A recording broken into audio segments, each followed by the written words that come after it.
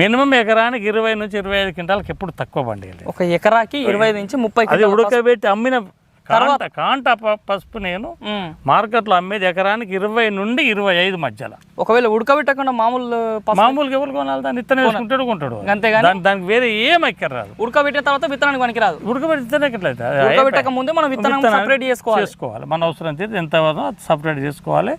ఎవరికైనా అవసరం ఉంటే వాళ్ళకి మనం జోగించుకోవాలి. దాని మీద ఇప్పుడు మార్కెట్లో 10,000 అమ్మింది అనుకోండి, విత్తనం ధర మనం 1/3 ఒక కింటా ఉడకబెడితే మనకు వచ్చేసి 25 నుంచి 30 కిలోల పసుపు బయటకు వస్తుంది. అంతే 100 కిలోలు తీసుకుపోయి అందులో వేస్తే 30 కిలో పసుపు. 4 క్వింటాలు బస్సు ఇంచుమించు 4 క్వింటాలు 5 క్వింటాలు ఉడకబెడితే మనకు 4 క్వింటాలు పెడితే కింట వస్తుంది అంతే. 1/4 మన 100 క్వింటాలు కనుక పచ్చి పసుపు మనం ఉడకబెట్టినాం అనుకోండి, మనకు 20-25 ఒక కింట అటు ఇటు అది మనం అదే దాని మీద ఆ రకంగా మార్కెట్లో ఎంత ప్రజెంట్ పసుపు